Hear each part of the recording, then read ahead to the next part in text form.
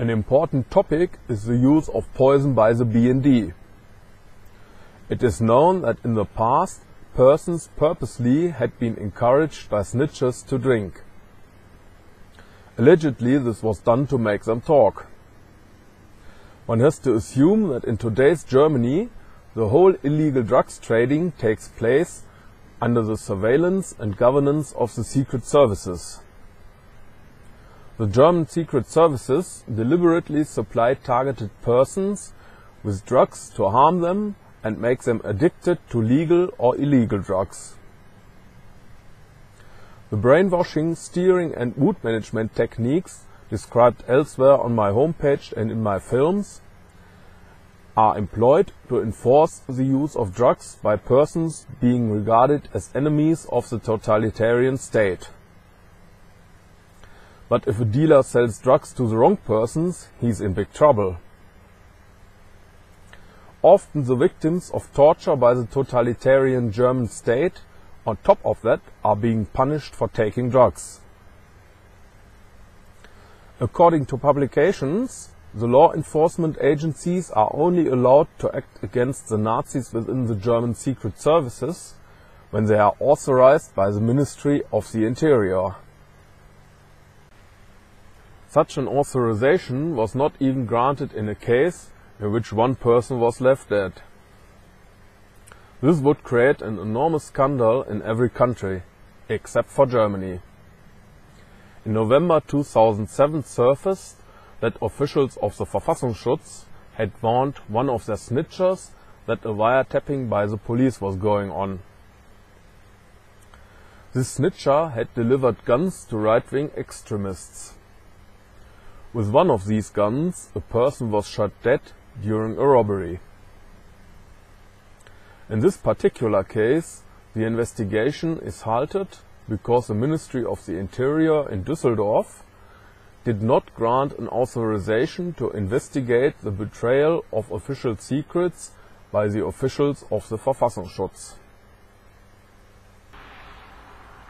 According to foreign publication, the BND had been established to control Germans and their descendants abroad.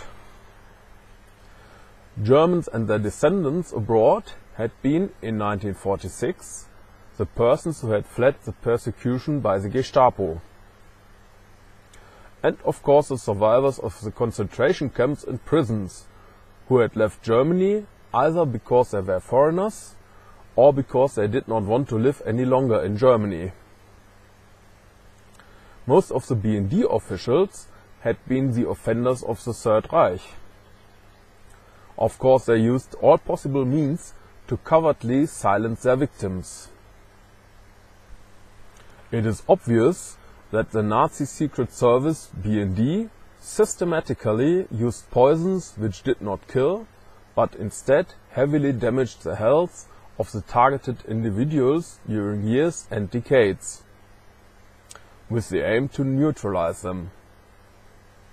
Important evidence is found in Examination of Norwegian ex-concentration camp prisoners, which was published by Axel Ström in 1962. In early 1957, a medical screening of former Norwegian political prisoners in Germany was started, because at this time a considerable part of them was unable to work or live a normal life.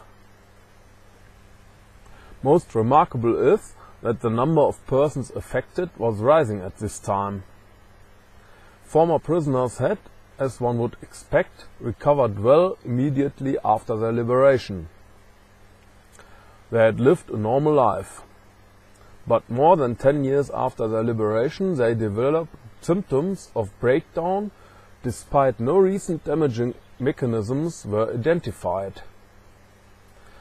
Their medical condition was named concentration camp syndrome.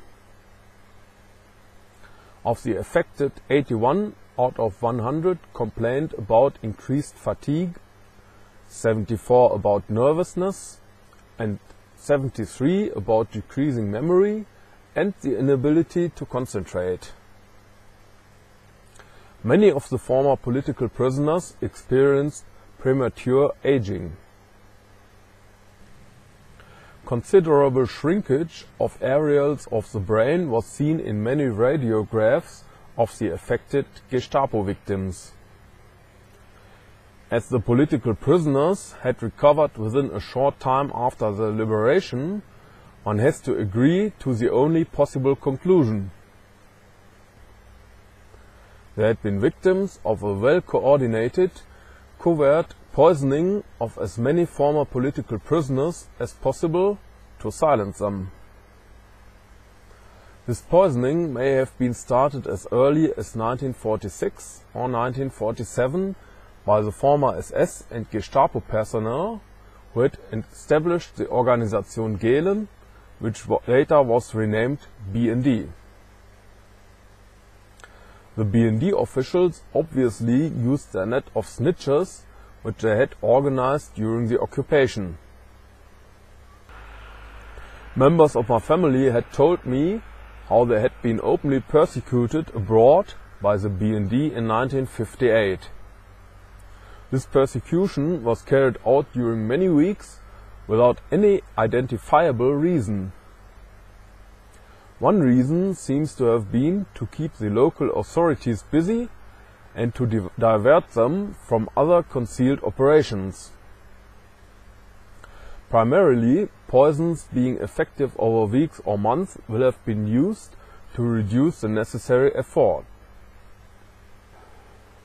This consideration points to substances which, like THC, the active component of marijuana, are accumulated in the fatty tissue of the body. It takes several weeks to eliminate TH3 from the body. Another requirement would be a large range between effective and lethal dose, as conspicuous death may lead to investigation. Certainly many different ways to poison the former political prisoners had been used, including gassing on the street by letting the victim walk into a cloud of dust or aerosol. Even today, the German secret services may use poisons abroad, although laser and microwaves are usually being used. I had read in a publication from the 1980s that the Verfassungsschutz was buying hundreds of kilograms of psychopharmaceutical drugs. Which poisons may have been used can easily be ascertained through evaluation of the literature on toxicology. References can be found in Lehrbuch der Militärchemie, published by Siegfried Franke in East Berlin, 1977. The described premature aging, of course, would lead to earlier death and accordingly must be classified as murder. After the BND had assassinated my brother, there can be no doubt that the BND also directly assassinated former political prisoners of the Third Reich. The case of the former SS member John Demjanjuk having deliberately overrun and killed a Jew with a truck in 1947 recently was reported in the media. The book Psychiatrie der Verfolgten, in English that would read Psychiatry of the Persecuted, a 400 pages German publication from 1964 by Walter Ritter von Bayer, refers to the publication of Ström. It states on page 76 that 12 years after their liberation, the former political prisoners still were suffering social and medical damages. This is quite contrary to the important finding of Ström, who described recovery within a few weeks, normal life during many years, and then massive neurological damage.